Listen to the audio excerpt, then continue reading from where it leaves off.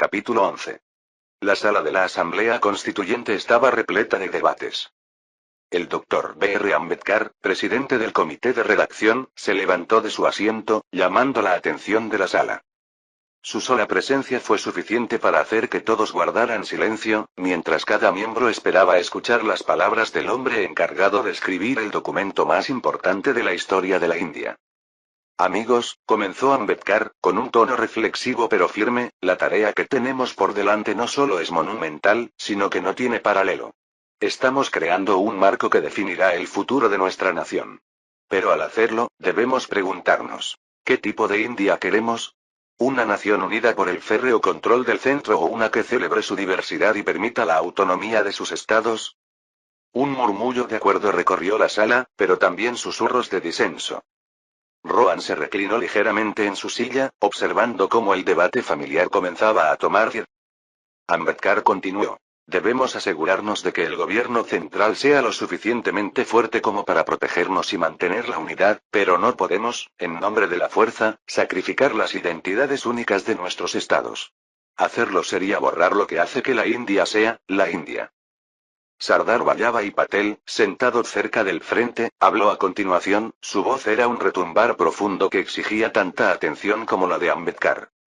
Ambedkar, estoy de acuerdo en que la diversidad es una de nuestras mayores fortalezas, pero debo ser claro. Sin un centro fuerte, ¿cómo podemos garantizar que la India siga siendo un solo país? ¿Cómo podemos defendernos de las amenazas externas o de las divisiones internas? El mundo nos está observando y no podemos permitirnos parecer débiles. Las palabras de Patel tenían una agudeza que traspasó a la asamblea. Rohan conocía la fuerza del argumento de Patel. Un centro débil podía conducir al caos. Pero el equilibrio fue crucial. Un representante de Tamil Nadu, Krishnaswamy Iyer, se puso de pie y su frustración era evidente. Primer ministro Varma, Ambedkar, Sardar, lo que están diciendo tiene sentido, pero no puedo evitar preocuparme. ¿Cómo podemos asegurarnos de que el gobierno central no se extralimite? Luchamos por nuestra libertad, no para reemplazar a un gobernante distante por otro, sino para gobernarnos a nosotros mismos. Cada estado tiene su propia lengua, cultura y tradiciones. Debemos ser libres de preservarlas. Hubo un coro de aprobación desde algunos sectores de la sala. Rohan se inclinó hacia adelante, sintiendo la necesidad de intervenir y guiar el debate hacia la búsqueda de un punto medio. Se levantó de su asiento y la sala quedó en silencio. Krishnaswamy, comenzó Rohan con voz tranquila pero resuelta, tienes razón en estar preocupado. Luchamos por la libertad, y esa libertad debe extenderse a cada rincón de nuestra tierra. El gobierno central no puede ni debe sofocar la singularidad de cada estado. Pero la realidad a la que nos enfrentamos ahora es esta. Somos una nación joven y vulnerable, y no podemos permitirnos la desunión. Sin un centro fuerte corremos el riesgo de desmembrarnos antes incluso de empezar. La asamblea quedó en silencio mientras las palabras de Rohan resonaban con la gravedad del momento. Maulana Abul Kalam Azad, sentado en la parte de atrás, alzó la voz. Primer ministro Varma, estoy de acuerdo con su opinión. Debemos encontrar un equilibrio. El gobierno central debe ser fuerte, pero no debe volverse dictatorial. Deben definirse claramente los poderes del centro y de los estados. Debemos garantizar que los estados tengan la libertad de gobernar en asuntos que están más cerca de sus ciudadanos, mientras el centro se ocupa de la seguridad nacional, la política exterior y la planificación económica. Esto tocó la fibra sensible de muchos de los presentes en la sala. Sardar Patel se inclinó hacia adelante una vez más. Azad, siempre has sido una voz de la razón. Creo que todos podemos estar de acuerdo en una cosa. Nuestra Constitución debe definir claramente los papeles y poderes del centro y de los estados. ¿Pero qué sucede cuando esas líneas se difuminan? Debemos asegurarnos de que en momentos de crisis nacional, el centro tenga el poder de actuar con decisión. Otra diputada, Tara Singh, de Punjab, se puso de pie para hablar. Sardar, aprecio tu preocupación por la seguridad nacional, especialmente como alguien de un estado fronterizo. Pero también debemos considerar la autonomía de estados como el mío, donde la agricultura y la gobernanza local son fundamentales. Necesitamos control sobre nuestros recursos y políticas que reflejen nuestras necesidades regionales. ¿Cómo podemos garantizar que el centro no se extralimite en áreas como esta? Ambedkar se puso de pie de nuevo y su voz se abrió paso entre las tensiones crecientes. Tara Singh plantea un punto importante. La autonomía económica debe considerarse junto con la autonomía política. La agricultura, la educación, la salud pública, son asuntos que deben manejar mejor quienes comprenden el panorama local. Pero también estoy de acuerdo con Sardar Patel. El centro debe conservar el control sobre la defensa, la comunicación, la política exterior y la planificación económica nacional. Rohan asintió. Estamos de acuerdo. Lo que necesitamos es una distribución detallada de poderes.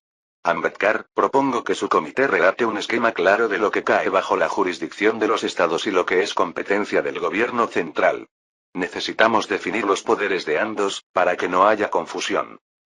Un equilibrio saludable entre un centro fuerte y estados empoderados es lo que mantendrá a este país unido.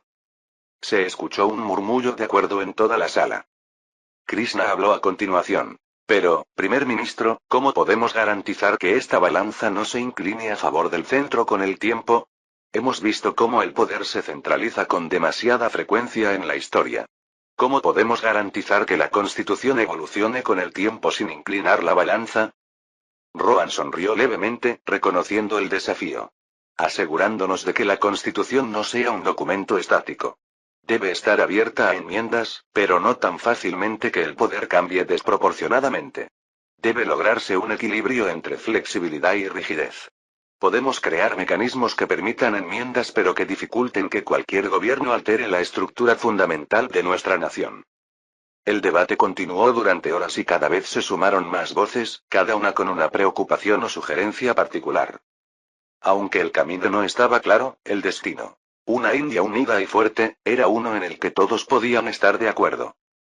Al final de la sesión, los debates habían sido intensos, pero se estaban logrando avances. Capítulo 12. La nación había obtenido su independencia hacía apenas unos meses, pero los desafíos que tenía por delante eran enormes. La pobreza, la falta de infraestructura y una economía agraria lamentablemente improductiva se cernían sobre el gobierno recién formado como una montaña inamovible. Sin embargo, Rohan no era de los que rehuían los desafíos. Mientras esperaba que llegara el ministro de Finanzas, Harish Patel, Rohan miró las cifras que había estado analizando durante semanas. El PIB per cápita de la India rondaba los $70 y casi el 80% de la población vivía en zonas rurales. La gran mayoría dependía de la agricultura, que, aunque crucial, era ineficiente, poco productiva y necesitaba urgentemente una modernización.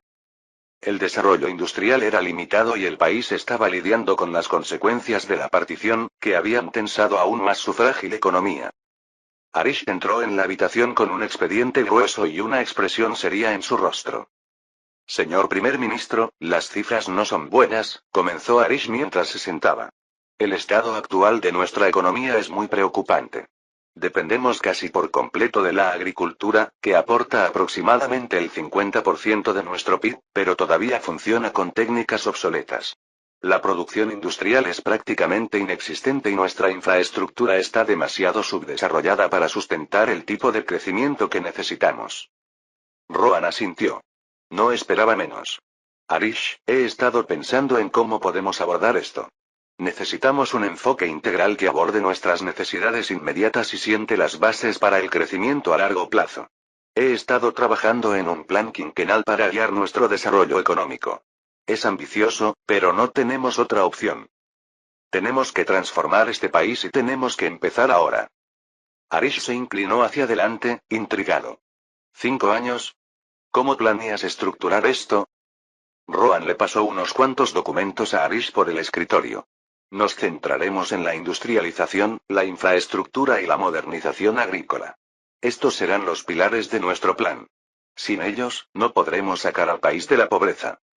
Harish echó un vistazo a los documentos y repasó los puntos clave. Esto es ambicioso, primer ministro. ¿Por dónde empezamos? Rohan comenzó a delinear los detalles del plan. Comenzaremos por centrarnos en la industria pesada y la infraestructura. India necesita una base sólida sobre la que construir. En este momento, estamos produciendo alrededor de 1,5 millones de toneladas de acero al año. Eso no es ni de lejos suficiente para un país de nuestro tamaño.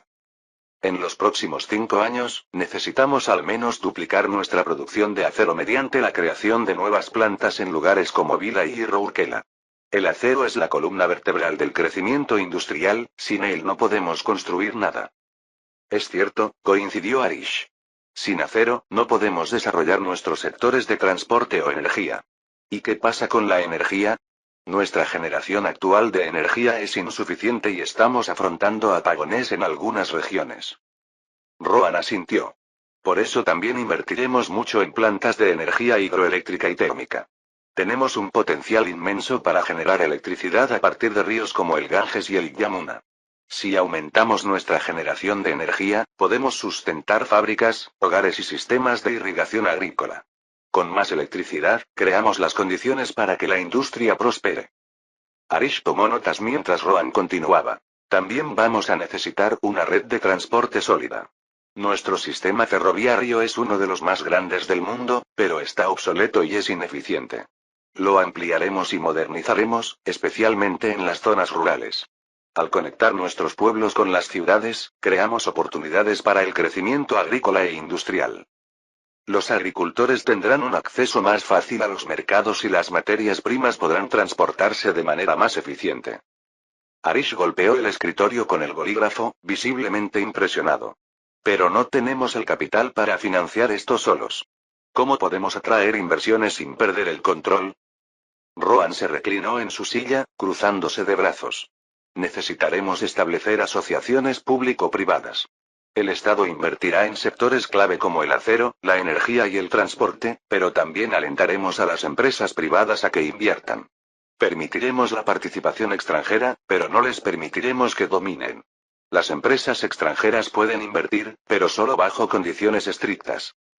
Deben participar en la transferencia de tecnología y proporcionar empleo a los trabajadores indios. No podemos permitir que las potencias extranjeras controlen nuestras industrias, pero podemos utilizar su tecnología para acelerar nuestro crecimiento. Arish asintió con la cabeza. Es un enfoque inteligente. Podemos aprovechar sus recursos sin renunciar a la soberanía sobre nuestras industrias clave. Rohan continuó. El segundo pilar de nuestro plan es la modernización agrícola. No podemos dejar atrás al 80% de nuestra población mientras nos industrializamos. En este momento, nuestro sector agrícola es altamente ineficiente. Los agricultores utilizan métodos tradicionales y tenemos bajos rendimientos de los cultivos. Nuestro objetivo es aumentar la productividad agrícola al menos en un 50% en los próximos 5 años. Eso significa invertir en proyectos de irrigación, construir represas y canales para llevar agua a regiones como Punjab y Uttar Pradesh.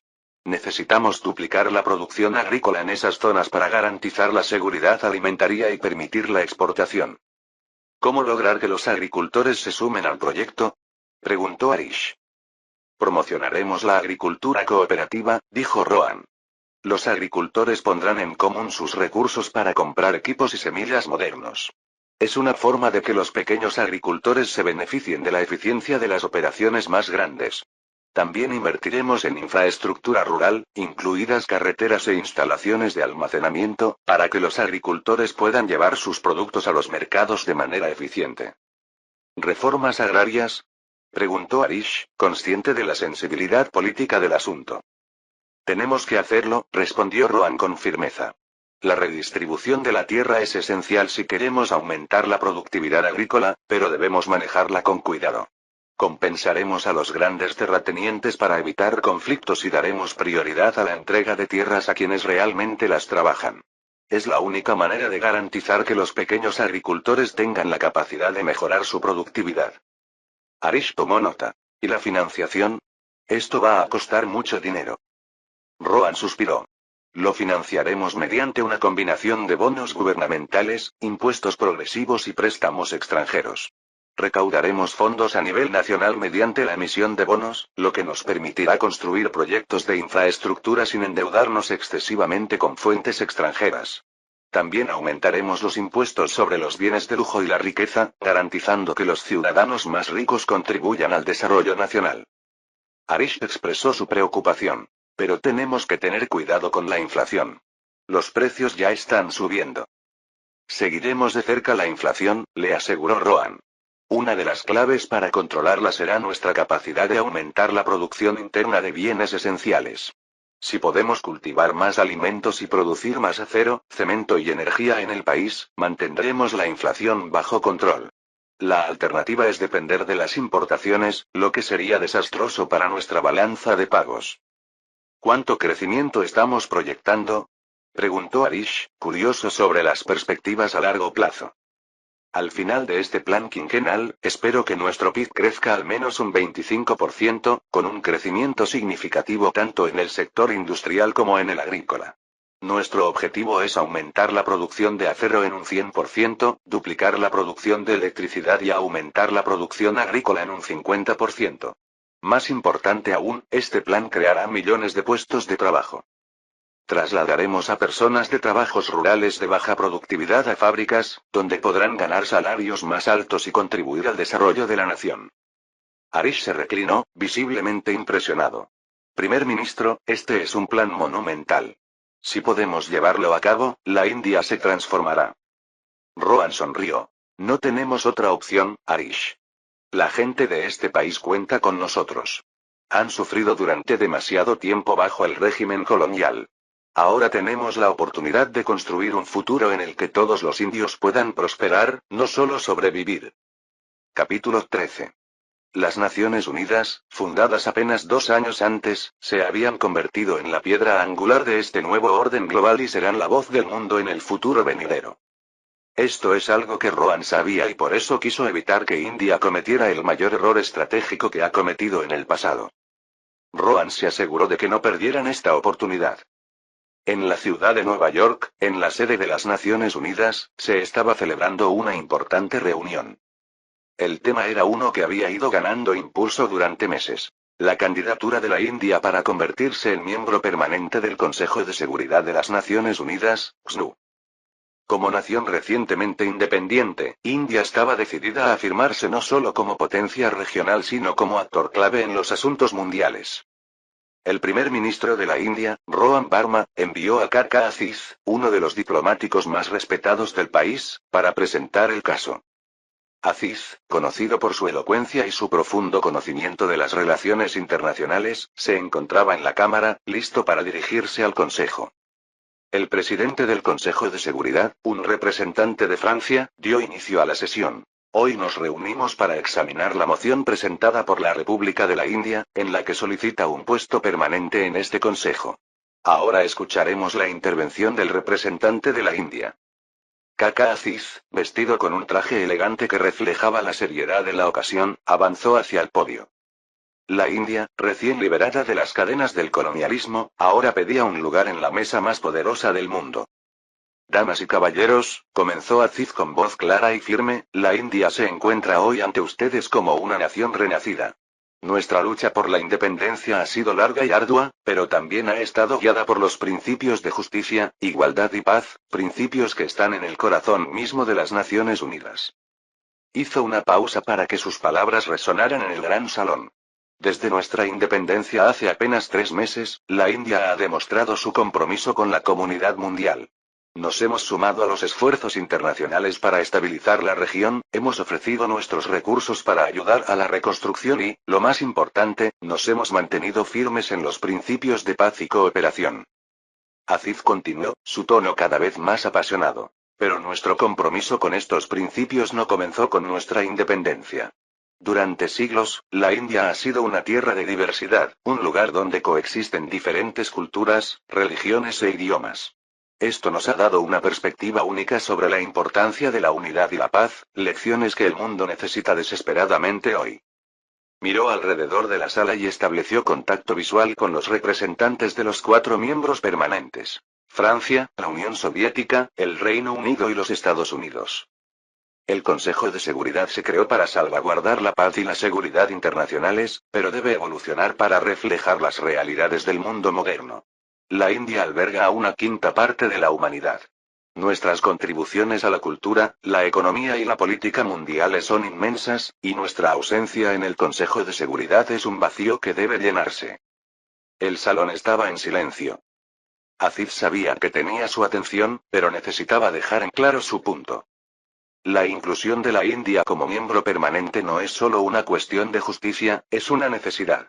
Tenemos la segunda población más grande del mundo y una historia que se remonta a milenios.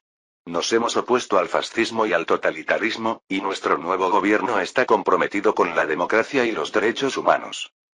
No solo nos representamos a nosotros mismos, sino a todas las naciones recientemente independizadas que buscan tener voz y voto en cómo se gobierna el mundo. La voz de Aziz se suavizó ligeramente al concluir. No se trata solo de la India. Se trata de garantizar que el Consejo de Seguridad refleje las voces de todos los pueblos. Se trata de crear un mundo en el que las decisiones que afectan a millones de personas se tomen con la sabiduría y la perspicacia de quienes han vivido tanto las luchas como los triunfos de la libertad. Se retiró del podio ante una ronda de aplausos respetuosos. El presidente del Consejo de Seguridad abrió el debate y los representantes de los miembros permanentes comenzaron a hablar. El delegado francés fue el primero en responder. Francia siempre ha respetado el rico patrimonio cultural de la India y su reciente surgimiento como nación libre. Reconocemos los sólidos argumentos que se han presentado hoy aquí y creemos que la presencia de la India en el Consejo de Seguridad fortalecería sin duda este órgano. El representante de la Unión Soviética, conocido por su calculada diplomacia, habló a continuación. No se pueden ignorar las contribuciones de la India a la paz mundial, en particular sus recientes esfuerzos frente a la inestabilidad regional. La Unión Soviética reconoce la importancia de tener una voz desde el este, en particular desde una nación que acaba de salir del dominio colonial. La inclusión de la India como miembro permanente agregaría una perspectiva valiosa a nuestras discusiones. El representante británico, que todavía se está adaptando a la pérdida de la India como colonia, pero que considera el trato que tuvieron con la India en los últimos 3 meses, fue comedido en su respuesta. El Reino Unido reconoce la importancia estratégica de la India en Asia y sus importantes contribuciones a los asuntos mundiales. Sin embargo, debemos considerar cuidadosamente las implicaciones de ampliar el Consejo en este momento. Por último, tomó la palabra el representante estadounidense, un diplomático experimentado. Estados Unidos cree en la importancia de un Consejo de Seguridad que refleje las realidades del mundo moderno. La democracia de la India, su posición estratégica en Asia y su compromiso con los principios de las Naciones Unidas la convierten en una candidata sólida para un puesto permanente. Estamos abiertos a apoyar esta moción, siempre que conduzca a un Consejo más efectivo y representativo. Después de una hora de deliberación, el presidente del Consejo de Seguridad pidió una votación. La atmósfera en la sala estaba tensa. Cada representante sabía que el resultado podría cambiar el futuro de la gobernanza global. La moción que tenemos ante nosotros es conceder a la India un asiento permanente en el Consejo de Seguridad de las Naciones Unidas, anunció el presidente. Como se trata de un asunto de gran importancia, procederemos a una votación abierta. Cada Estado miembro declarará su posición. El secretario comenzó a pasar lista y los representantes emitieron sus votos. ¿Francia? Sí, fue la firme respuesta. ¿Unión Soviética? Sí, respondió el delegado soviético sin dudarlo. ¿Reino Unido? Hubo una breve pausa antes de que el representante británico hablara. Sí. ¿Estados Unidos? Sí, declaró el representante estadounidense. Con 4 votos a favor, la moción fue aprobada. Los miembros no permanentes siguieron rápidamente su ejemplo y la mayoría apoyó la moción. El presidente del Consejo de Seguridad anunció el resultado. La moción para conceder a la India un asiento permanente en el Consejo de Seguridad de las Naciones Unidas ha sido aprobada. Felicitaciones a la República de la India. La cámara estalló en aplausos cuando Kaka Aziz se puso de pie, con el corazón henchido de orgullo. Esta fue más que una victoria personal. Fue un triunfo para la India y para todas las naciones que emergían de la sombra del colonialismo. Aziz se acercó al podio una vez más. En nombre del gobierno de la India y del pueblo de la India, expreso mi más profundo agradecimiento a este Consejo por reconocer el papel y las contribuciones de nuestra nación. Aceptamos esta responsabilidad con humildad y determinación, y nos comprometemos a utilizar nuestra posición para promover la paz, la justicia y la cooperación en el mundo. La reunión concluyó y los delegados comenzaron a abandonar la sala. La inclusión de la India como miembro permanente del Consejo de Seguridad de las Naciones Unidas no fue solo una cuestión de poder, fue una cuestión de representación y de garantizar que el Consejo de Seguridad reflejara las voces de aquellos que habían sido marginados durante mucho tiempo. De regreso en Delhi, cuando la noticia de la votación exitosa llegó a Rohan Varma, sintió una profunda sensación de logro. Finalmente lo ha logrado, algo que todo indio deseaba profundamente y hoy lo ha conseguido. Hoy la India, otrora colonia, es un miembro de pleno derecho del orden global, con una voz que no puede ser ignorada. Capítulo 14. A mediados de noviembre de 1947, el panorama político de la India estaba evolucionando rápidamente. La reciente elevación del país a un asiento permanente en el Consejo de Seguridad de las Naciones Unidas, gracias en parte a los importantes esfuerzos diplomáticos de los Estados Unidos, ha posicionado a la India como un actor importante en el escenario mundial. Para el primer ministro Rohan Varma, esto no solo fue un logro monumental sino también una oportunidad para impulsar un desarrollo económico más amplio. Como parte de esta nueva relación, Rohan se acercó al presidente Harry Truman para expresar su gratitud por el apoyo de EU. Y para sentar las bases para una cooperación más amplia entre las dos naciones. En una fresca mañana de noviembre, Rohan hizo una llamada directa a la Casa Blanca. Presidente Truman, comenzó, en nombre del pueblo de la India, quiero agradecerle su inquebrantable apoyo en las Naciones Unidas. Nuestra reciente inclusión en el Consejo de Seguridad es un importante paso adelante, no solo para la India sino para todas las naciones que emergen de la sombra del colonialismo. La voz del presidente Truman sonó cálida y firme al otro lado de la línea. Primer ministro Varma, Estados Unidos reconoce la importancia de la India, no solo en Asia sino en todo el mundo. Estamos comprometidos a apoyar el crecimiento de la India, tanto política como económicamente. Creo que nuestras naciones pueden trabajar juntas para construir un futuro más fuerte y próspero. Rohan aprovechó la oportunidad para impulsar vínculos económicos más profundos. Señor presidente, compartimos una visión común de paz y estabilidad, pero para que la India pueda realmente valerse por sí misma, necesitamos inversiones sustanciales en nuestros sectores de infraestructura, tecnología e industria. Nuestra asociación podría servir como modelo para la cooperación entre las naciones recientemente independizadas y las potencias mundiales establecidas. Truman, siempre pragmático, respondió positivamente. Estoy de acuerdo, primer ministro. Exploremos lo que podemos lograr juntos. Le daré instrucciones al secretario Marshall para que inicie conversaciones con su equipo para ver dónde podemos brindar el mayor apoyo, ya sea a través de inversiones, cooperación tecnológica o intercambios educativos. La llamada terminó con una nota prometedora y Rohan no perdió el tiempo. Al día siguiente, convocó una reunión de alto nivel en el Parlamento con el ministro de Finanzas, Harish Patel, y su asesor más confiable, Neeraj Kumar. El tema: asegurar los mejores términos posibles para un acuerdo inminente con Estados Unidos que inyectaría capital muy necesario en la frágil economía post-independencia de la India. La sala de reuniones del Parlamento ya estaba preparada cuando llegó Rohan. Harish Patel, el ministro de Finanzas, y Neeraj Kumar, su asesor más cercano, estaban esperando. Habían estado discutiendo profundamente sobre las necesidades económicas de la India y cómo acercarse a Estados Unidos con confianza pero con cautela. Harish, Neeraj, los saludó Rohan mientras tomaba asiento. La oportunidad es enorme, pero debemos abordarla con una estrategia que garantice beneficios a largo plazo para la India. ¿Cómo podemos asegurarnos de aprovechar al máximo esta alianza sin comprometer nuestra independencia? Harish sacó una pila de papeles. Primer ministro, Estados Unidos está interesado en invertir en infraestructuras, carreteras, ferrocarriles y puertos, pero también en la transferencia de tecnología y la colaboración en materia de defensa. No se trata solo de crecimiento económico. Ven a la India como una potencia regional que puede ayudar a equilibrar la inestabilidad en Asia. Rohan asintió y se inclinó hacia adelante. Tenemos que centrarnos en proyectos que construyan nuestras bases, pero que también nos posicionen estratégicamente en el escenario mundial. Esta asociación debe conducirnos a la autosuficiencia. Neeraj añadió. También han expresado su interés en la cooperación en materia de defensa. Hemos recibido señales de que están dispuestos a ayudar a modernizar nuestra armada y nuestros sistemas de defensa aérea. Esto podría incluir la transferencia de tecnología de construcción naval o incluso el desarrollo conjunto de buques de guerra. Pero debemos ser cautelosos con los términos de dicha colaboración. Rohan consideró esto cuidadosamente. Necesitamos asegurar condiciones que fortalezcan nuestra capacidad interna.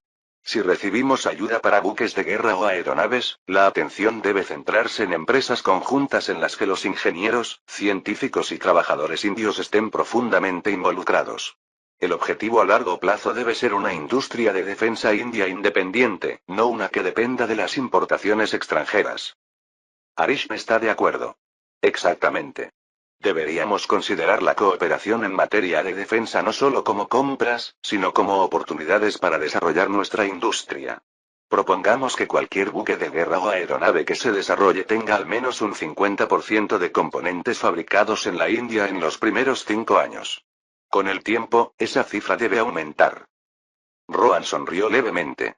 Ese es el tipo de acuerdo que necesitamos, uno que beneficie a ambas partes, pero que nos posicione para la autosuficiencia. ¿Qué pasa con los detalles de la infraestructura? Harish pasó a otra sección de sus notas.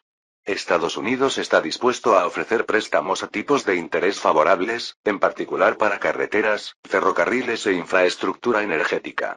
Están hablando de una inversión inicial de $300 millones, centrada en la modernización de los puertos de la India en Bombay, Calcuta y Madrás, al tiempo que se amplían los ferrocarriles en 5.000 kilómetros adicionales en 5 años. Esto reduciría significativamente los cuellos de botella que estamos viendo en nuestros sectores agrícola e industrial. Neeraj se inclinó hacia adelante. Pero también está el asunto de la deuda. Tenemos que ser cautelosos con la forma en que gestionamos estos préstamos. No queremos caer en una trampa de deuda. Rohan asintió. Estoy de acuerdo. Asegurémonos de que los tipos de interés sean fijos y estén vinculados a los rendimientos a largo plazo de la infraestructura. Si invertimos en la construcción de las industrias adecuadas, como la textil, la del yute y la del acero, podemos asegurarnos de tener los ingresos necesarios para devolver estos préstamos sin afectar a nuestra economía. La sala quedó en silencio por un momento mientras consideraban las implicaciones de la conversación. Rohan rompió el silencio y dijo: debemos recordar que esto es más que una cuestión económica. Se trata de asegurar la posición de la India en el mundo durante el próximo siglo.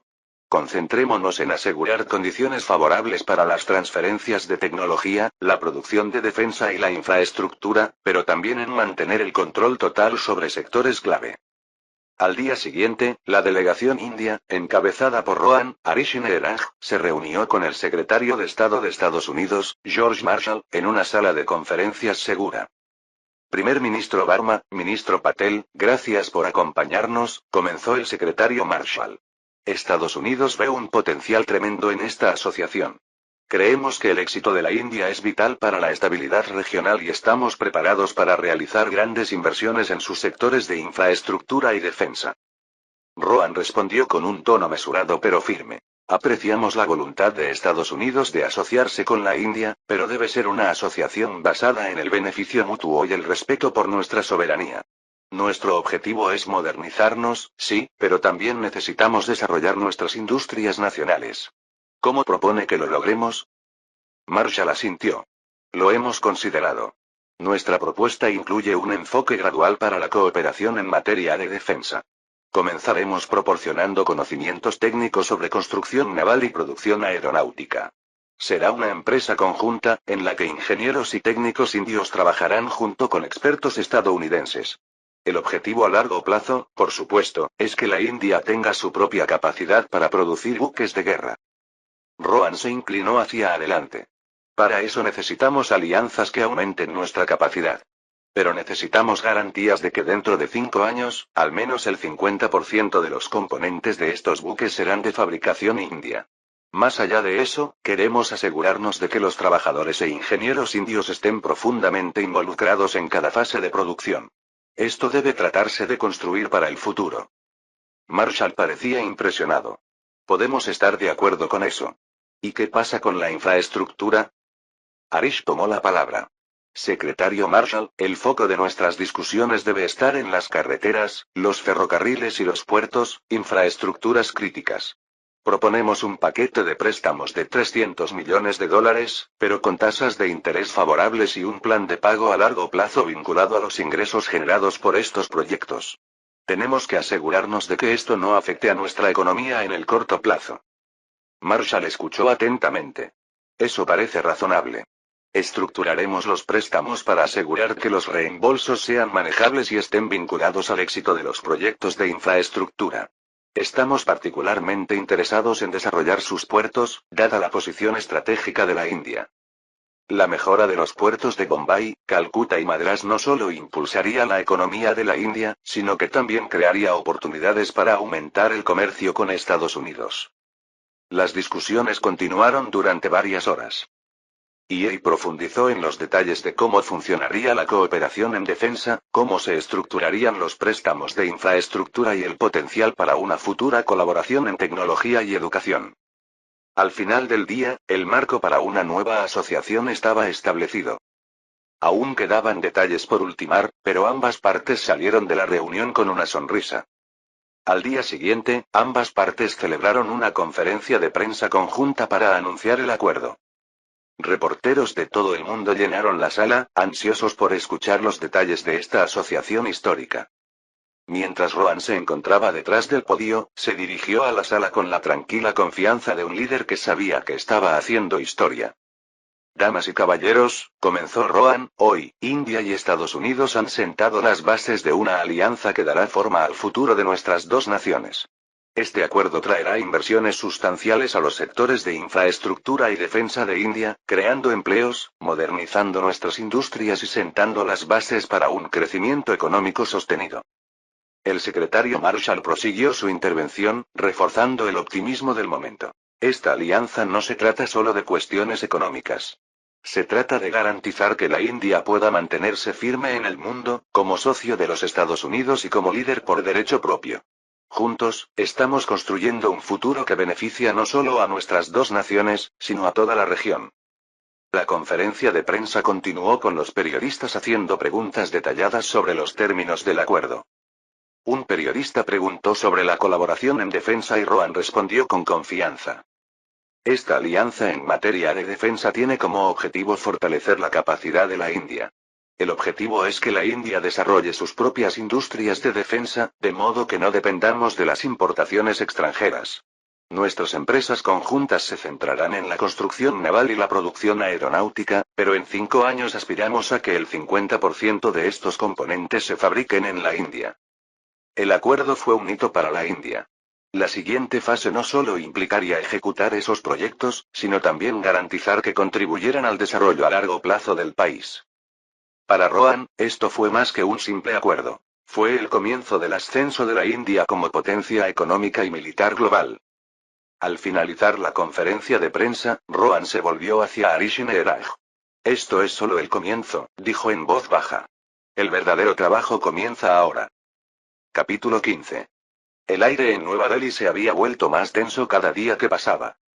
Los preparativos para un conflicto inevitable con Pakistán estaban muy avanzados.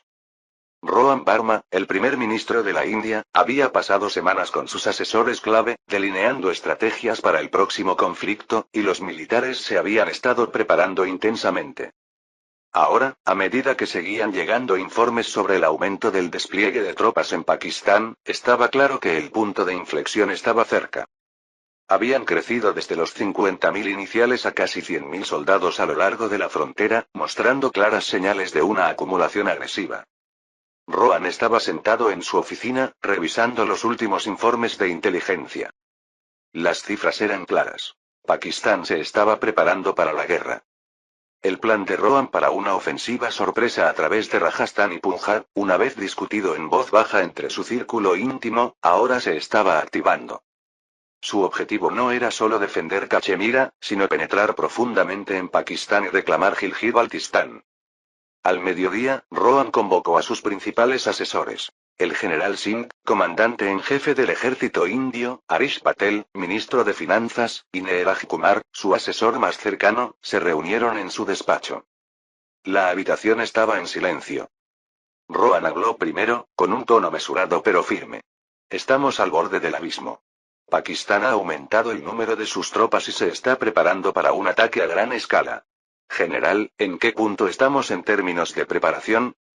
El general Singh, siempre directo, explicó la situación. Primer ministro, hemos aumentado el número de tropas en la región a más de 120.000.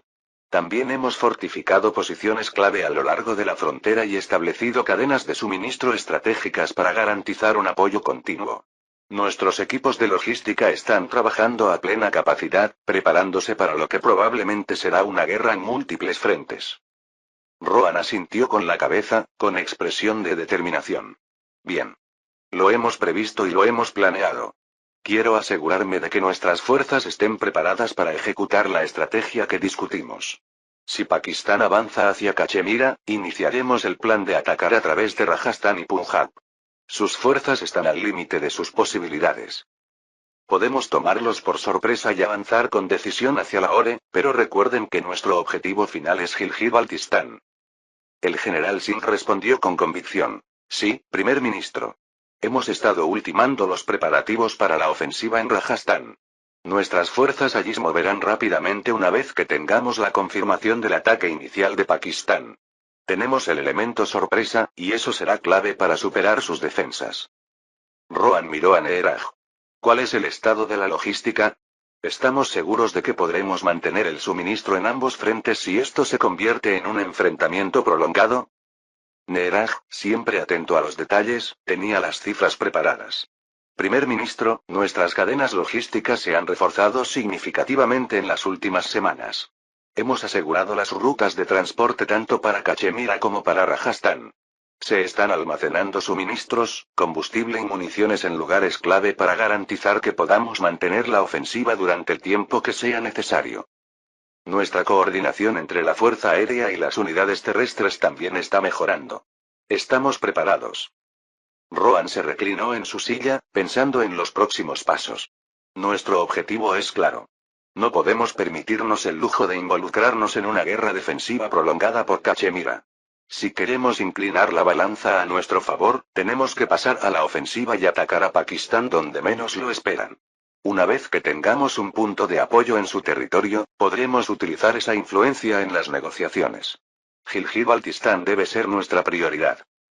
Harish, que hasta ahora había guardado silencio, tomó la palabra. Señor, aunque nos centramos en el aspecto militar, debemos tener en cuenta el impacto económico que esto podría tener.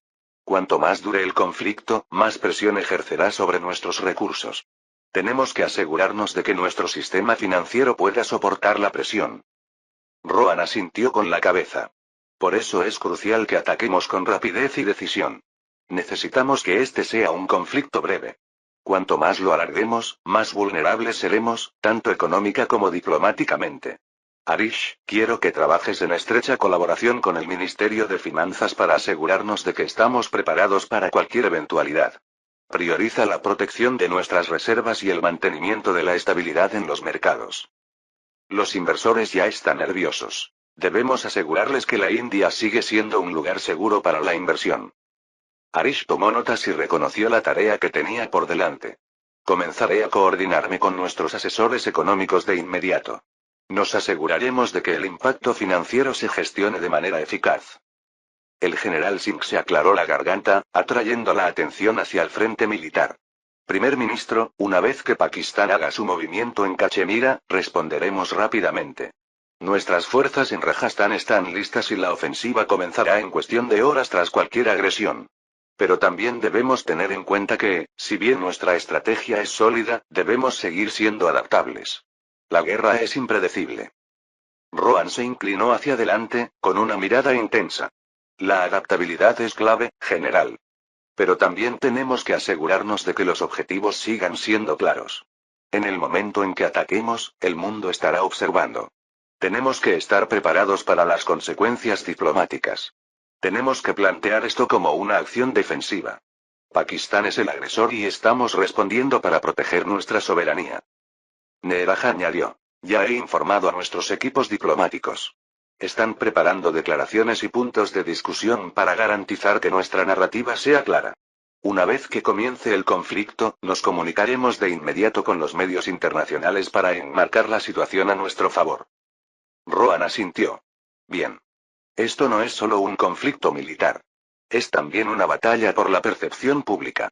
Necesitamos que el mundo vea que estamos actuando en defensa propia, que somos nosotros quienes buscamos la paz.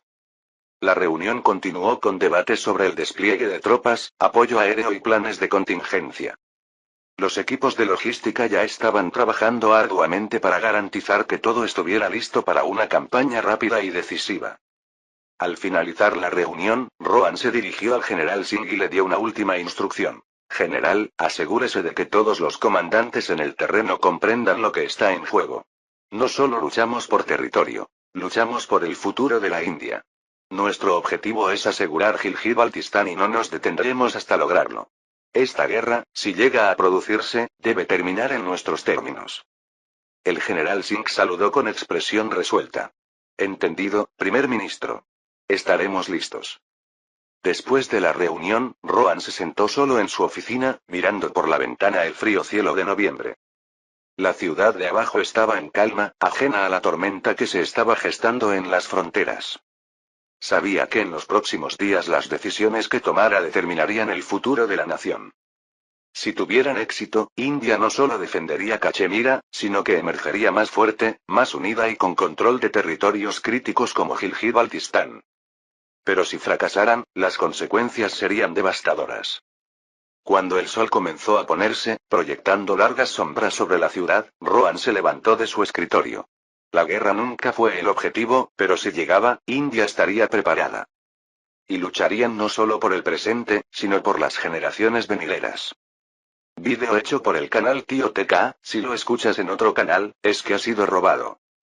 Capítulo 16. En la noche del 5 de diciembre de 1947, el aire sobre Cachemira estaba lleno de tensión. Las tropas indias estaban en posición, esperando el inevitable choque con las fuerzas pakistaníes que se habían estado preparando durante semanas. El mayor general Arjun Mehta se encontraba junto a su puesto de mando, observando el horizonte a través de sus binoculares. El cielo estaba despejado, pero el estruendo del fuego de artillería distante era inconfundible.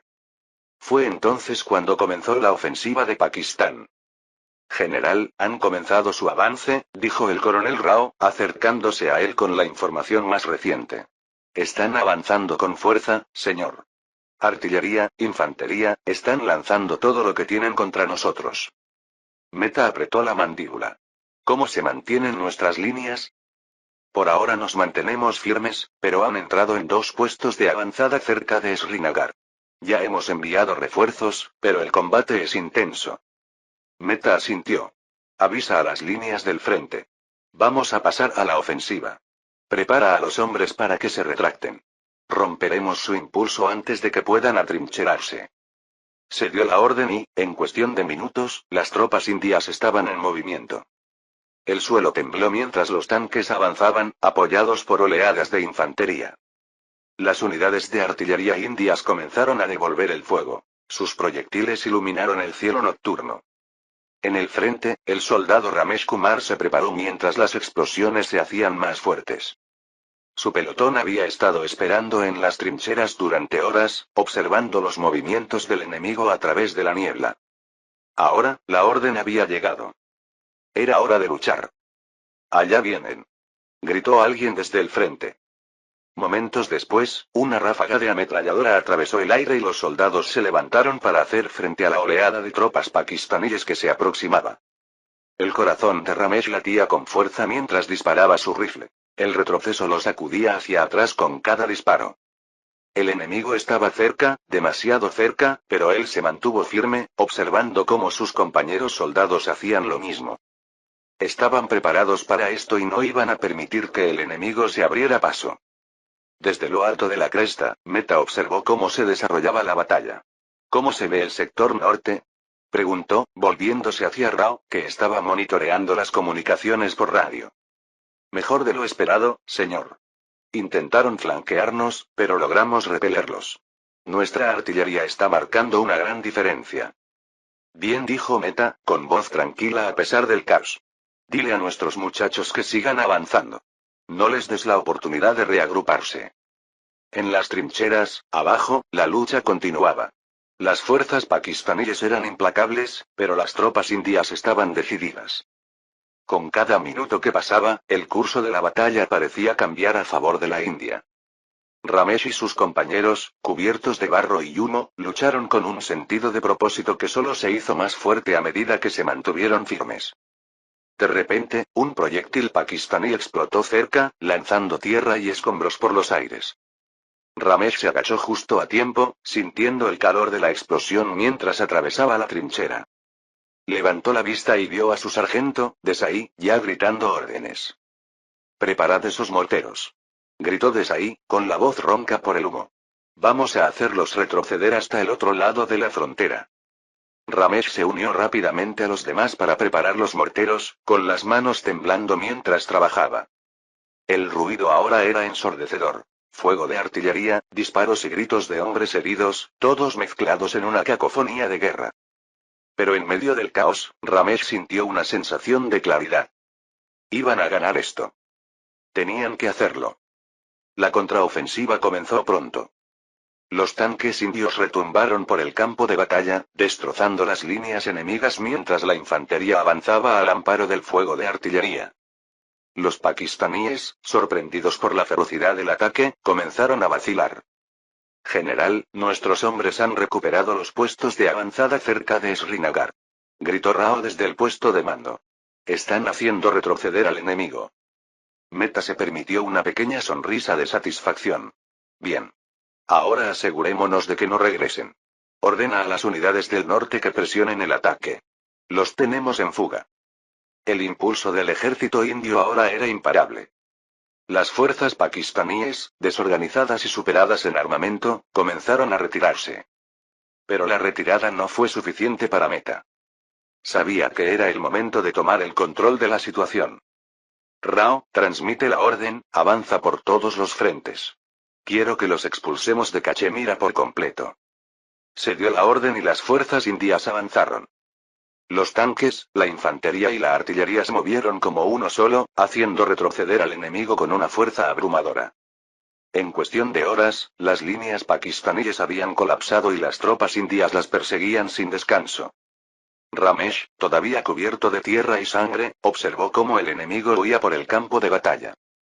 Le dolía el cuerpo por las horas de lucha, pero sentía una oleada de orgullo. Lo habían hecho. Habían ganado. «No te detengas ahora», gritó Desai. «Aún no hemos terminado». Cuando la batalla estaba llegando a su fin, Meta recibió el mensaje que había estado esperando. Una orden directa del propio primer ministro Rohan Varma. «General Meta», dijo Rao entregándole el comunicado, «el primer ministro nos ha autorizado a comenzar la siguiente fase». Meta leyó el mensaje rápidamente y abrió un poco los ojos. «Quiere que avancemos hacia Gilgit-Baltistán». «¿Estamos listos para eso, señor?», preguntó Rao con voz cautelosa. «Estamos más que preparados», respondió Meta. «Llevamos semanas preparándonos para esto. Los pakistaníes no sabrán qué les pasó». Esa noche, mientras los soldados descansaban y atendían a sus heridos, Meta reunió a sus oficiales para una reunión informativa final. El plan era simple pero ambicioso. Mientras las fuerzas de Pakistán estaban desorganizadas, India avanzaría profundamente en Gilgit-Baltistán, asegurando la región antes de que llegara el invierno. «El primer ministro lo ha dejado claro», dijo Meta con voz firme. «No se trata solo de defender Cachemira. Ahora vamos a pasar a la ofensiva. Tomaremos Gilgit-Baltistán y la conservaremos. Esta es nuestra oportunidad de asegurar la frontera norte de una vez por todas». Los oficiales asintieron, comprendiendo la misión. Los próximos días serán cruciales. El éxito significaría no solo asegurar Cachemira sino también asestar un golpe decisivo a las ambiciones de Pakistán en la región. «Prepara a los hombres», ordenó Meta. «Saldremos con las primeras luces del alba». Mientras los oficiales se dispersaban para preparar sus tropas, Meta se tomó un momento para sí mismo, de pie solo en el aire frío de la noche. Miró hacia el campo de batalla, ahora tranquilo. Pero él no estaba preocupado. Sus hombres estaban preparados y, con la audaz estrategia del primer ministro, sabía que tendrían éxito. En Nueva Delhi, Rohan Varma estaba en su oficina, mirando las luces de la ciudad. La batalla en Cachemira había sido una victoria, pero sabía que la guerra estaba lejos de terminar. Gilgit-Baltistán era la clave para asegurar las fronteras del norte de la India, y era un premio que Pakistán no iba a ceder fácilmente. Rohan se volvió hacia Neeraj, que estaba de pie junto a su escritorio. Es la hora, Neeraj. Envía la orden final. Tomaremos Gilgit-Baltistán. Activa los otros dos frentes de guerra ahora. Neeraj asintió y tomó el teléfono para transmitir la orden. Sí, primer ministro. Capítulo 17. La madrugada del 6 de diciembre de 1947 amaneció con una luz pálida sobre los picos nevados de Cachemira. El general Meta se encontraba en una cresta que dominaba el valle que conducía a Gilgit-Baltistán. Las montañas proyectaban largas sombras a medida que avanzaba el amanecer. Sus tropas se habían estado preparando para ello sin saberlo y ahora había llegado el momento de ejecutar la audaz estrategia de Rohan. No había vuelta atrás.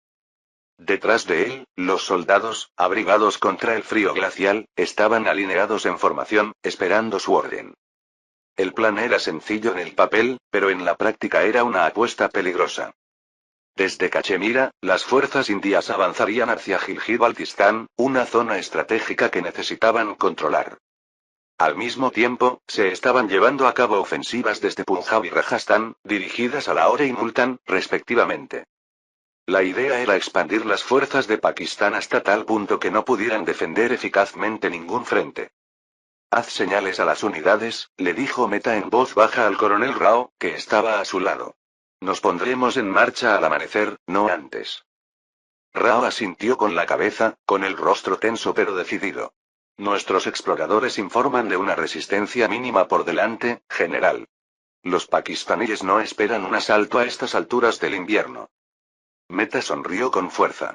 Eso cambiará pronto. Estamos a punto de despertarlos. A medida que el sol iba ascendiendo, las fuerzas indias comenzaron su marcha. Moverse por el terreno montañoso era lento y el frío cortante hacía que cada paso pareciera una lucha. El ruido de los camiones que transportaban suministros resonó en los estrechos pasos, pero los soldados siguieron adelante, decididos. No había lugar para la debilidad. Mientras tanto, mucho más al sur, en los desiertos de Rajastán, se abría otro frente. Las fuerzas indias se habían movilizado bajo el mando del coronel Sam Manekshaw, y su objetivo era tomar Multán. La estrategia era crear confusión, desviar la atención de Pakistán de Cachemira y mantener sus fuerzas dispersas. Pero cuando las fuerzas de Sam avanzaban hacia la frontera, ocurrió algo inesperado. Señor. Un joven teniente corrió hacia Sam, jadeante por el esfuerzo. Las fuerzas pakistaníes avanzan hacia nosotros. Están reforzando posiciones en este sector. Sam frunció el ceño y sacó sus binoculares. A lo lejos, podía ver el destello de la armadura y las nubes de polvo que se elevaban del convoy pakistaní. ¿Cuántos? Preguntó con voz aguda. Al menos 10.000 soldados, señor, respondió el teniente. Están montando una línea defensiva justo delante de nuestra posición. Sam maldijo en voz baja. El plan se basaba en la velocidad y atacaría Pakistán antes de que pudieran movilizarse completamente en esa zona. Pero parecía que su inteligencia no había sido perfecta. Dígales a los hombres que se atrincheren y se preparen para un bombardeo de artillería, ordenó Sam, con la mandíbula apretada. Esto no será tan fácil como pensábamos. En Punjab, la situación no era menos tensa. Las fuerzas del general Singh habían cruzado la frontera al amparo de la oscuridad, pero su avance hacia Lahore había sido más lento de lo previsto. El terreno era difícil, y aunque la resistencia inicial de las fuerzas pakistaníes había sido ligera, Singh sabía que era solo cuestión de tiempo antes de que todo el peso del ejército de Pakistán cayera sobre ellos. General, están llegando informes de las unidades de reconocimiento, dijo el ayudante de Singh, el mayor Malik, mientras se agazapaban detrás de una colina con vistas a un campamento pakistaní. Han visto artillería pesada moviéndose hacia su posición más adelante. Singh gruñó. Tenemos que seguir presionando. Lahore es la clave a la operación. Si tomamos la ciudad, Pakistán perderá el control. Pero señor Malik vaciló, si se atrincheran, podría convertirse en un asedio. Lo sé, dijo Singh con voz sombría, pero no podemos permitirnos detenernos ahora. Si no actuamos con rapidez, nos quedaremos estancados durante semanas. Y no podemos permitir que las fuerzas de Meta queden vulnerables en el norte. La reacción pakistaní fue más rápida de lo que esperaban. En todos los frentes, parecía que su enemigo estaba decidido a convertir esto en un conflicto prolongado. En Pakistán reinaba la confusión en el alto mando militar. En Rawalpindi, el general Ayub Khan, jefe del Estado Mayor pakistaní, estaba recibiendo informes frenéticos de los comandantes de todas las regiones fronterizas. Señor, los indios han lanzado un ataque coordinado desde 3 direcciones, dijo un ayudante sin aliento.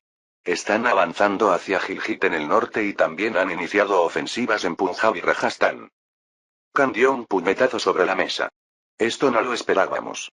Pensábamos que solo defenderían Cachemira, pero ahora están intentando iniciar una guerra de gran escala en múltiples frentes. ¿Deberíamos redirigir más tropas a Multan y Lahore, señor? Khan vaciló. El envío de refuerzos dejaría otras zonas vulnerables, pero no podían permitirse el lujo de perder ninguna de las ciudades. Envíen 2 brigadas adicionales a Lahore inmediatamente. Quiero que todas las fuerzas disponibles en el sur estén en alerta máxima. Están tratando de desmantelarnos pieza por pieza y no podemos permitir que eso suceda. Pero incluso cuando se dieron las órdenes, Khan sabía que estaban en desventaja.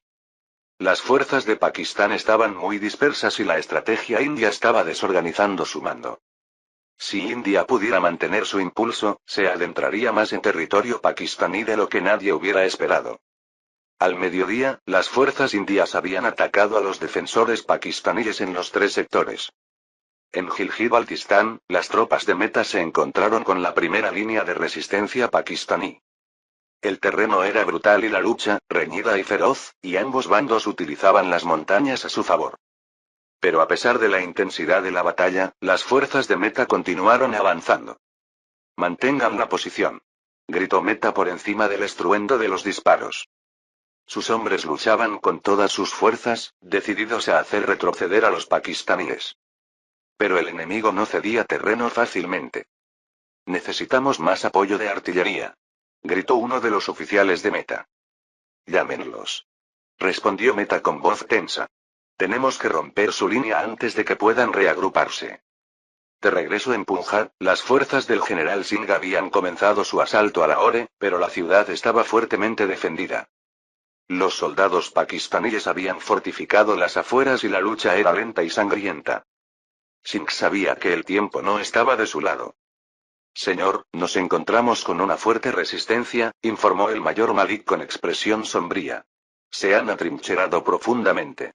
Será difícil abrirse paso. Singh maldijo en voz baja.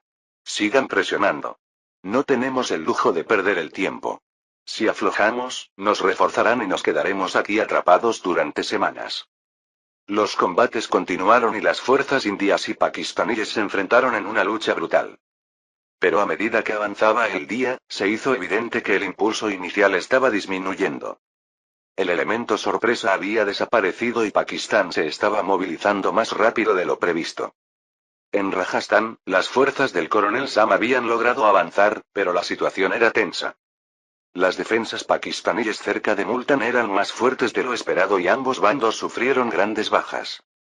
Señor, están trayendo refuerzos desde el sur, informó uno de los oficiales de Sam. Pronto nos superarán en número. Sam apretó los dientes. No podemos detenernos ahora. Si dejamos que refuercen Multan, nos quedaremos aquí atrapados durante semanas. Sigan presionando con el ataque, pero envíen un mensaje al general Singh. Necesitamos más apoyo. Mientras las batallas se desataban en todos los frentes, Rohan estaba sentado en su oficina, escuchando los informes de sus comandantes. Esperaba resistencia, pero la intensidad de la lucha fue mayor de lo previsto. Aún así, se mantuvo firme. Se volvió hacia Neeraj Kumar, que estaba a su lado. Está sucediendo, Neeraj. Para esto nos hemos estado preparando. Neeraj asintió con expresión seria. ¿Crees que podremos tomar Gilgit-Baltistán? Tenemos que hacerlo, respondió Rohan con voz firme. Si podemos tomar Gilgit, aseguraremos Cachemira para siempre. Pero no será fácil. El general Mehta se mantiene firme, pero la lucha será larga, dijo Neeraj. Y las fuerzas de Singh están teniendo dificultades para abrirse paso en Lahore. Rohan suspiró, sintiendo el peso del liderazgo sobre él. Tenemos que seguir avanzando. Dile al general Singh y a Sam que sigan atacando. Pero Gilgit-Baltistán es la clave. Envía más refuerzos, despliega a la reserva y otros batallones lo antes posible. Si se necesitan más hombres, los daré, pero nada puede impedirme tomar Gilgit-Baltistán, incluso si eso significa una guerra total. Pasa este mensaje al mando del ejército. Neeraj, atónito al escuchar la declaración de Rohan, asintió y salió de la habitación, dejando a Rohan solo con sus pensamientos. Sabía que los próximos días serían críticos. El éxito de su estrategia de 3 frentes dependía del coraje y la determinación de sus hombres, pero la batalla estaba lejos de terminar. Capítulo 18. En la mañana del 12 de diciembre de 1947, las fuerzas del general Mehta habían alcanzado un impulso extraordinario. El ejército indio, impulsado por el implacable mandato establecido por el primer ministro Rohan Varma, había logrado avances rápidos, atravesando el corazón de las defensas de Pakistán con precisión quirúrgica. La moral entre las tropas estaba en su punto más alto. Los informes del campo de batalla llenaron de esperanza y honor a todos los oficiales y Mehta sabía que estaban a punto de lograr algo histórico. La visión de Rohan de tomar Gilgit-Baltistán y paralizar las principales ciudades de Pakistán había encendido una llama en sus filas. El general sintió que había expectativas sobre él, pero también una determinación de cumplir con las expectativas de su primer ministro. En el puesto de mando avanzado, Mehta reunió a sus oficiales alrededor de un gran mapa de los territorios del norte. Koistán, Abbottabad, Mansehra, Malkand y la mayor parte de Gilgit-Baltistán estaban ahora bajo control indio, y solo permanecía la región de gran altitud de Chitral.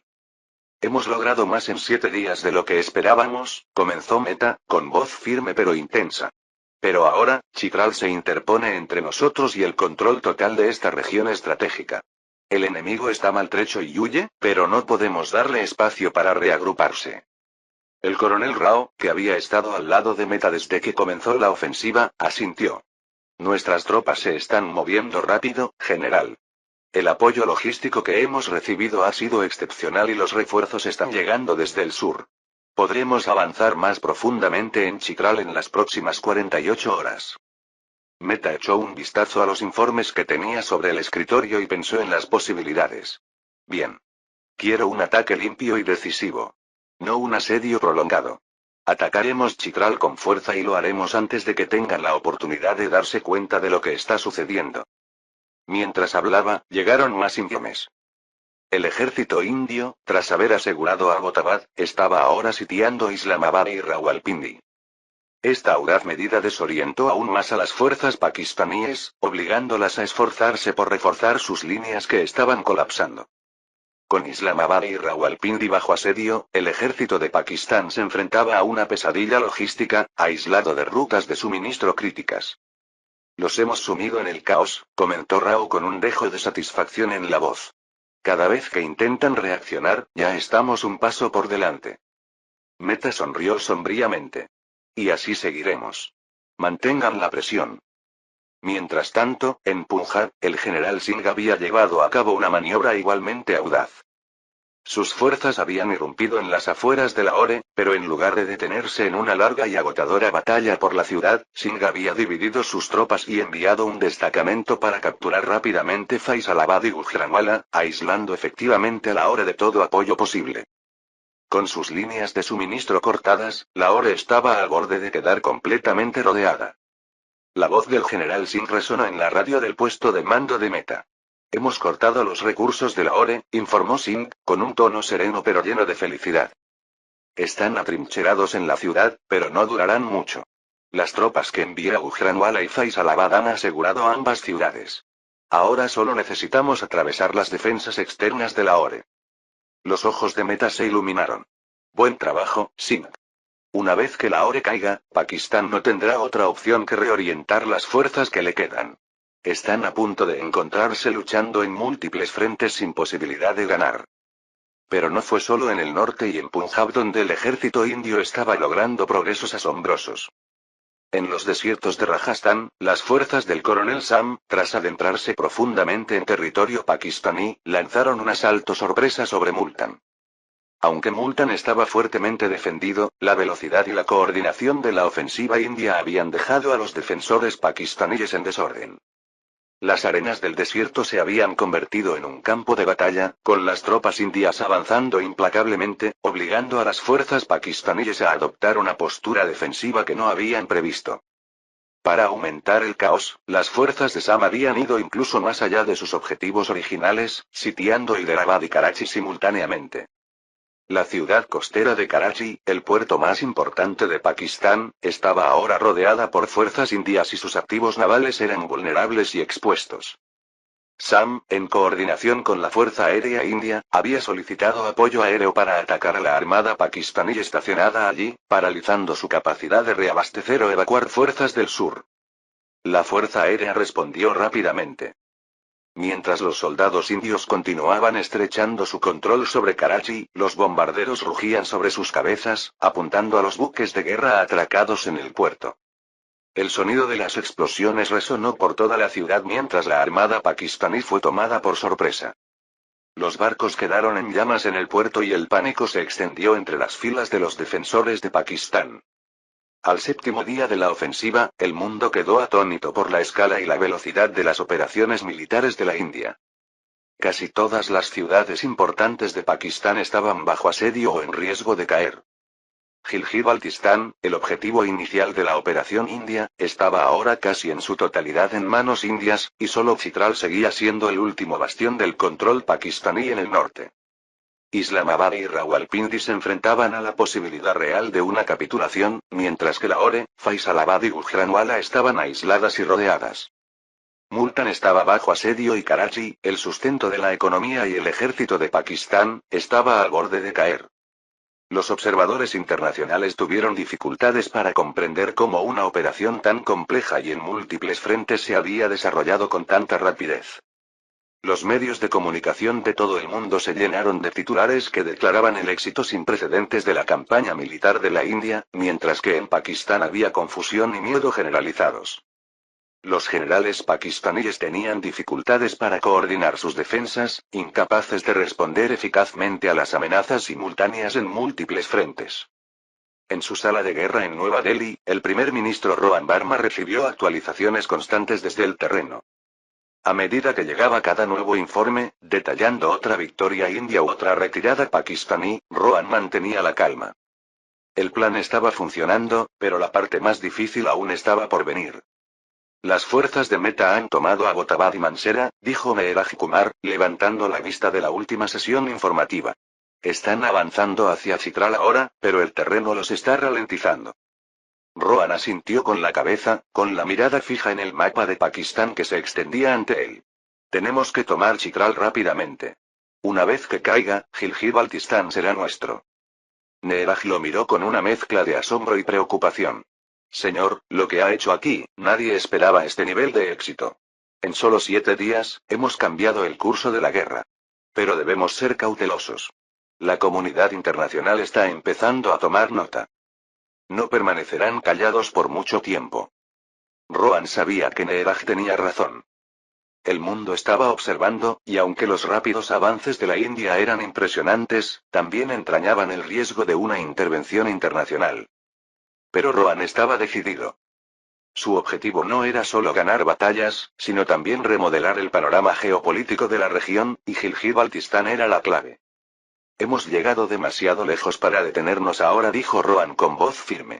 Mehta tomará Chitral, Singh romperá las defensas de Lahore y Karachi caerá. Una vez que tengamos esas ciudades, estaremos en una posición de fuerza y podremos dictar los términos de cualquier negociación. Meheraj asintió, comprendiendo el peso de las palabras de su primer ministro. Informaré a los generales. Ellos sabrán qué hacer.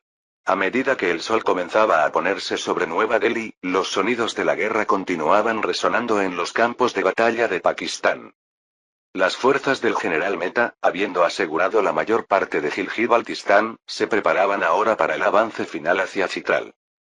En Lahore, las fuerzas del general Singh estaban reforzando su control sobre la ciudad, preparándose para el asalto decisivo que la pondría bajo control indio.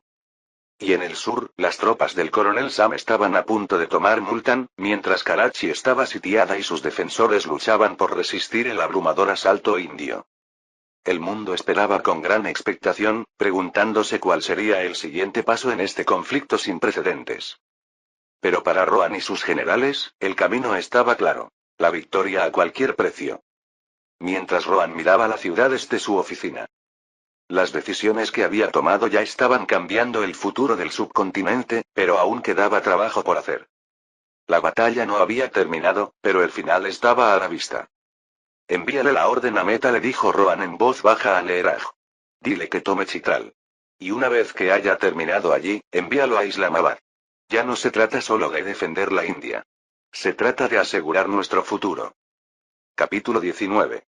En la mañana del 14 de diciembre de 1947, la guerra entre India y Pakistán había entrado en su fase final y más brutal. Durante 2 días, el ejército indio avanzó sin descanso y tomó posiciones estratégicas que alterarían para siempre el equilibrio de poder en la región.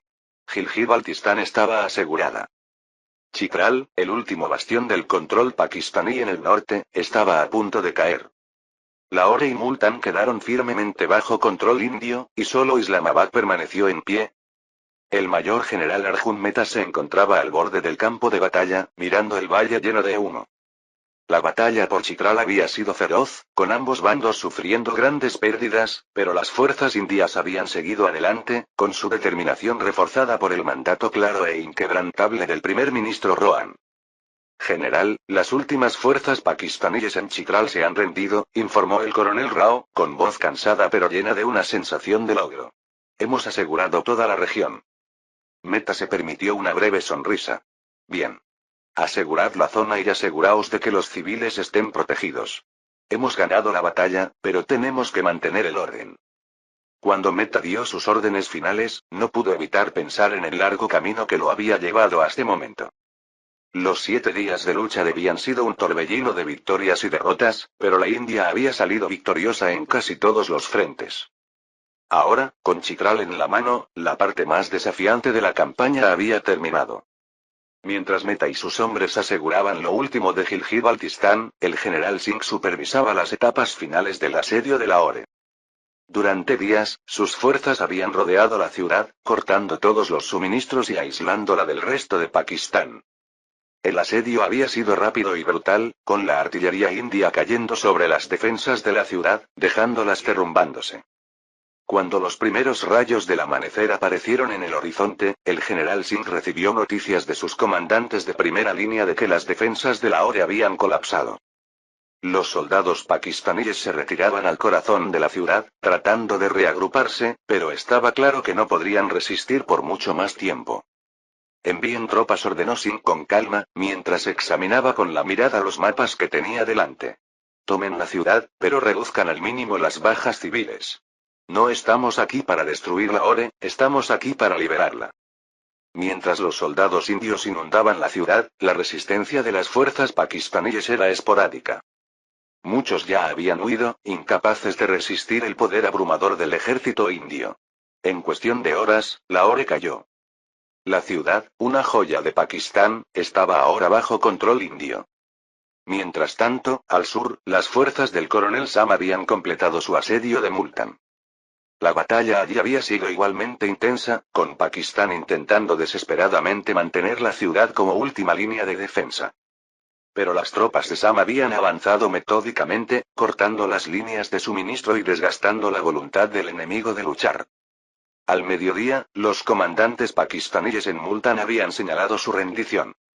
La bandera india se izó sobre la ciudad y los sonidos de los disparos fueron reemplazados por el ruido de los vehículos militares que aseguraban las calles.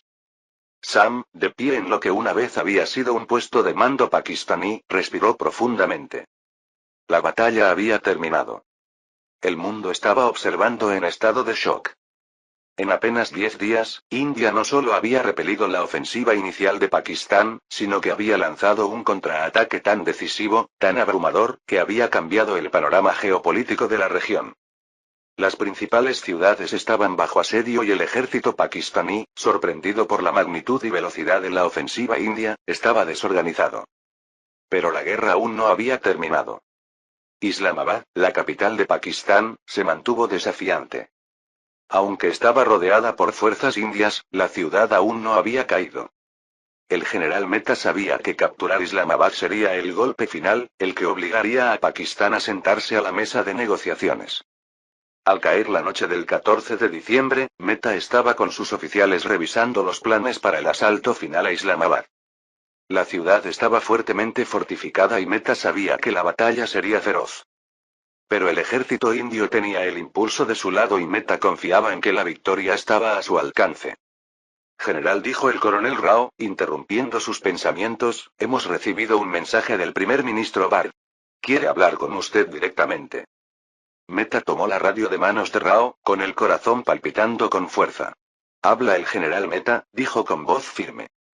Arjun, la voz de Rohan resonó en la radio, has hecho un trabajo increíble. Gilgit-Baltistán es nuestro y el mundo está observando con asombro.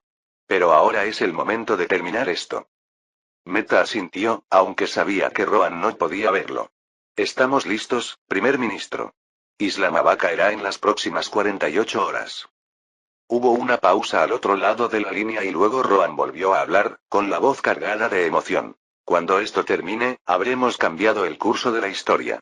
Usted y sus hombres han logrado algo que será recordado por generaciones. Pero debemos ser cautelosos. La comunidad internacional nos está presionando para que terminemos esta guerra rápidamente. No quieren ver arder Islamabad. Meta lo entendió. Tomaremos la ciudad, pero lo haremos de manera estratégica. Sin destrucciones innecesarias. Me aseguraré de ello. Bien, respondió Rohan. Cuento contigo. Al terminar la conversación, Meta se volvió hacia sus oficiales. Preparen a los hombres para el ataque final. Tomaremos Islamabad, pero lo haremos de forma limpia. Se trata de asegurar nuestro futuro, no de arrasar ciudades. De regreso en Nueva Delhi, Rohan se encontraba de pie junto a la ventana de su oficina, contemplando la ciudad tranquila. Había cambiado el curso de la historia. Había hecho lo que nadie creía posible. Neeraj entró en la habitación con una botella de whisky en una mano y 2 vasos en la otra. Creo que es hora de celebrar, ¿no crees? Neeraj dijo, con una extraña sonrisa cruzando su rostro. Rohan se rió entre dientes y tomó el vaso de Neeraj. Tienes razón. Nos lo hemos ganado. Se sentaron juntos, sintiendo el cansancio de los últimos días. Rohan se sirvió un vaso y observó el líquido ámbar girar en el vaso antes de tomar un sorbo. El calor se extendió por todo su cuerpo y, por primera vez en días, se permitió relajarse. Lo hemos logrado, Neeraj, dijo Rohan en voz baja, mirando fijamente el cielo nocturno.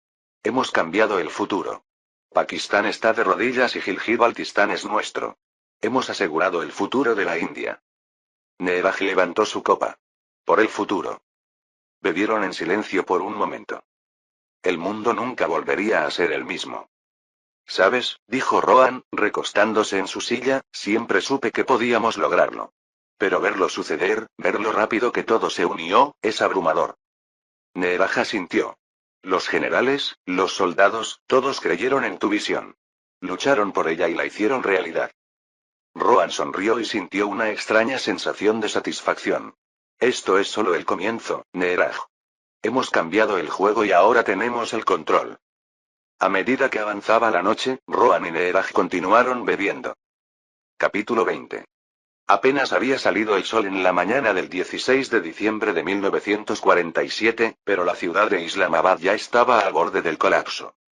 Los sonidos de la guerra habían llenado el aire durante días y, después de una lucha incansable, el mayor general Arjun Mehta se alzó victorioso a las puertas de la capital de Pakistán. El ejército indio, tras marchar con precisión y una fuerza abrumadora, había tomado Islamabad. Al mismo tiempo, la estratégica ciudad portuaria de Karachi y la ciudad de Hyderabad también habían caído. Pakistán estaba en ruinas, su ejército destrozado y su pueblo exhausto. Rohan Verma, el primer ministro de la India, estaba junto a su escritorio en Delhi mientras llegaban los informes finales. La guerra, que había estallado tan repentinamente, estaba ahora llegando a su fin. India había obtenido una victoria decisiva, capturando casi la mitad del territorio de Pakistán, incluida la vital región de Gilgit-Baltistán. Pero con la creciente presión internacional desde todos los lados, quedó claro que continuar la guerra generaría un caos no deseado. El teléfono en el escritorio de Rohan sonó agudamente, rompiendo el silencio de la habitación. Neeraj Kumar, su asesor de mayor confianza, respondió. Después de un breve intercambio, se volvió hacia Rohan. Está hecho, primer ministro, dijo Neeraj. Islamabad ha caído. Ahora controlamos todas las ciudades importantes de Pakistán. Rohan asintió lentamente. La victoria fue suya, pero no era momento de regodearse. Los ojos del mundo estaban puestos en la India y la comunidad internacional, especialmente Estados Unidos y la Unión Soviética, estaba cada vez más inquieta. Cualquier otro impulso podría provocar un caos global. Es hora de pedir un alto el fuego, afirmó Rohan con decisión. Hemos logrado lo que nos propusimos. Ahora tenemos que llevar a Pakistán a la mesa de negociaciones y dictar los términos de la paz. Neeraja sintió con la cabeza y marcó los números para organizar las conversaciones sobre el alto el fuego. Informaré a los generales y me pondré en contacto con las potencias internacionales. Celebraremos las conversaciones aquí en Delhi. Sí, dijo Rohan, reclinándose en su silla y con la mirada perdida. Y asegúrate de que Muhammad Ali Jinnah asista. Quiero que vea lo que ha perdido. Las negociaciones del alto el fuego se concretaron en cuestión de días. Representantes de todas las principales potencias mundiales, incluidos Estados Unidos, la Unión Soviética, el Reino Unido y Francia, volaron a Delhi para presenciar las conversaciones. Pakistán, ahora una nación de rodillas, se vio obligado a enviar a sus oficiales militares y a Muhammad Ali Jinnah, el fundador y líder de Pakistán. La sala era grandiosa, adornada con las banderas de las naciones asistentes. La delegación india, encabezada por Rohan Verma, estaba sentada en un extremo de la larga mesa. Frente a ellos estaban sentados los derrotados representantes pakistaníes, con sus rostros pálidos y llenos de una mezcla de resentimiento y resignación. Jinnah estaba sentado en el centro del grupo pakistaní, con el rostro pálido y triste. A medida que comenzaron las conversaciones, los representantes de las grandes potencias observaron atentamente, viendo en juego sus propios intereses. Pero estaba claro para todos que el equilibrio de poder había cambiado dramáticamente a favor de la India. Rohan inició el debate con voz tranquila pero firme. Estamos aquí hoy porque India ha logrado una victoria decisiva en este conflicto. Pakistán está derrotado y la única razón por la que otras ciudades de Pakistán siguen en pie es porque decidimos mostrar moderación. Seamos claros. Esta guerra podría haber terminado de forma muy diferente. Miró a Jinnah, cuyos labios se apretaron formando una fina línea. Rohan continuó. Los términos de este alto el fuego son simples. India conservará el control de Gilgit-Baltistán, una región que nos pertenece por derecho y que siempre ha sido fundamental para nuestra seguridad. También discutiremos el estatus de los territorios restantes bajo control pakistaní.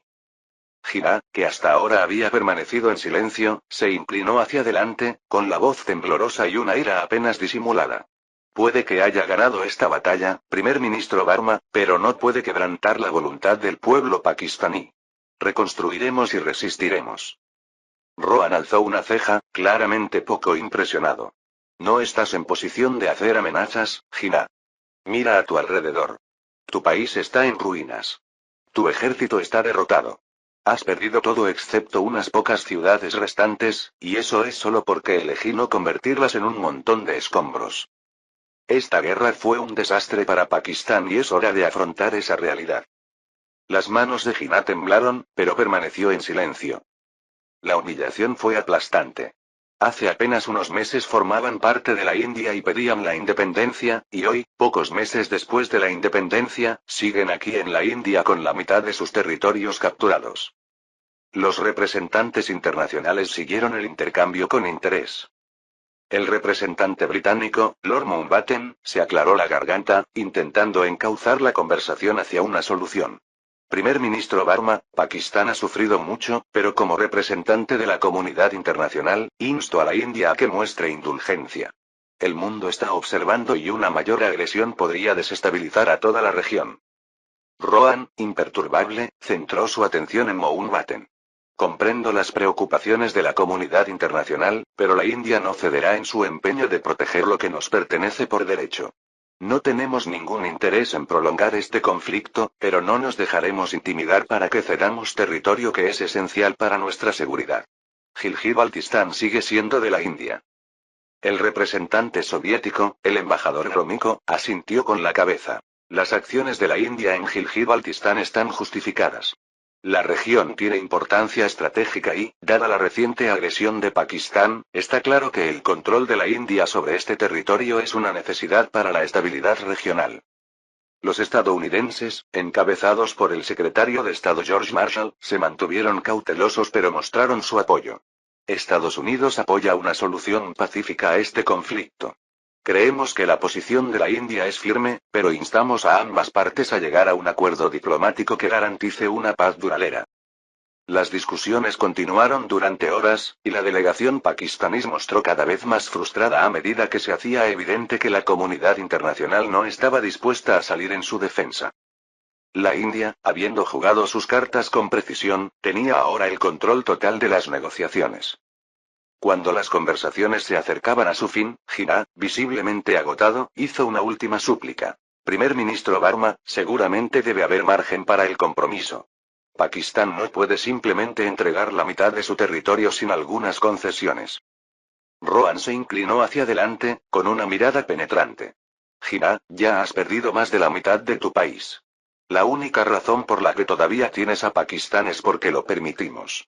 La comunidad internacional puede pensar que nos está obligando a hacer concesiones, pero ya he logrado lo que quería. Gilgit-Baltistán es nuestro y Pakistán no está en posición de exigir nada más. Deberías considerarte afortunado de que no me quede tan bien con Lahore y Multan. El rostro de Jinnah se contrajo por la humillación, pero no tuvo más remedio que aceptar los términos. La India había ganado la guerra y ahora dictaba la paz. Con el acuerdo de alto el fuego firmado, la guerra entre India y Pakistán llegó oficialmente a su fin. Gilgit-Baltistán estaba ahora firmemente bajo control indio, y el resto de Pakistán estaba en ruinas, con su ejército humillado y su liderazgo fracturado. Rohan Barma regresó a su oficina en Delhi esa noche. Neeraj Kumar ya lo estaba esperando, con una botella de whisky y 2 vasos en la mesa. Se acabó, dijo Rohan, sentándose pesadamente en su silla.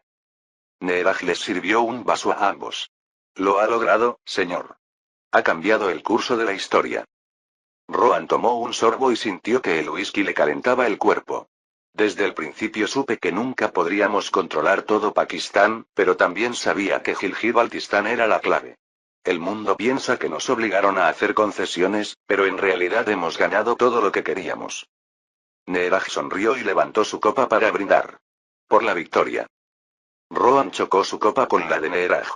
Por la victoria. Mientras bebían, Rohan se permitió un momento de satisfacción.